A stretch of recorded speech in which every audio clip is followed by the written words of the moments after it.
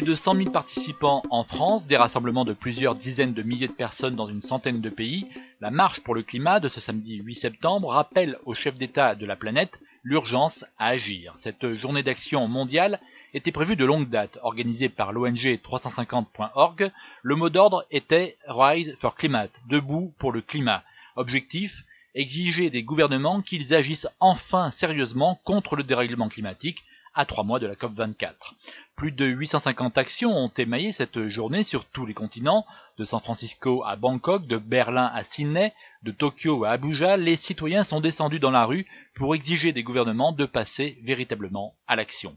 En France, cette journée a pris une résonance particulière, moins de 2 semaines après la démission surprise de Nicolas Hulot, le ministre de la Transition écologique et solidaire. Un appel citoyen a initié une marche en réaction à cette démission pour reprendre l'alerte lancée par le désormais ex-ministre.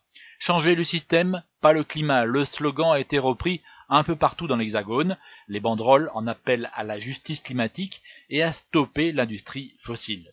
Les citoyens sont prêts à demander des comptes et des engagements aux élus qui nous entourent, affirme Clémence Dubois, la responsable des campagnes de 350.org en France. La société est en avance sur les gouvernements en matière d'écologie, estime de son côté le député européen Europe Écologie Les Verts, Yannick Jadot. Et pour l'économiste Maxime Combes d'Attaque, ce succès montre que le sursaut citoyen est là, il ne manque que le sursaut politique. Selon lui, des mesures courageuses et visionnaires doivent être imposées à des lobbies qui n'en veulent pas, car en matière d'écologie, le « en même temps » d'Emmanuel Macron ne fonctionne pas.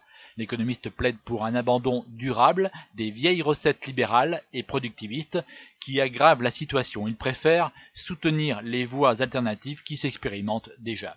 Cette marche pour le climat est intervenue aussi quelques jours avant le sommet mondial d'action pour le climat qui se tient cette semaine, du 12 au 14 septembre à San Francisco. Ce sommet rassemble tous les grands acteurs internationaux non étatiques pour définir de nouvelles ambitions pour la planète. Clémence Dubois de l'association 350.org le rappelle, on ne peut pas se reposer uniquement sur les chefs d'État. La responsabilité de tous les décideurs est nécessaire pour changer d'échelle. Société civile, collectivités locales, entreprises réunies à ce sommet souligneront l'urgence de la menace du changement climatique en mobilisant les voix et l'expérience citoyenne dans des communautés déjà confrontées à des menaces réelles.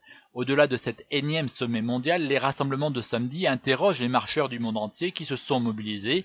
Et maintenant, que fait-on? Car l'enjeu est désormais d'inscrire ce sursaut citoyen dans la durée. Indépendamment des États, les villes se sont récemment engagées. 23 villes et régions à travers le monde, dont Paris, ont pris l'engagement fin août de réduire de 50% d'ici 2030 leur volume de déchets incinérés ou mis en décharge. Il faut passer de l'incantation aux actes pour enfin se diriger vers une société sans carbone, ont de leur côté lancé 700 scientifiques dans un appel aux politiques publié samedi dernier par le journal Libération. Les discours sont insuffisants, seuls des changements immédiats et des engagements de court terme dans le cadre d'objectifs clairs et ambitieux à l'horizon 2030 peuvent nous permettre de relever le défi climatique.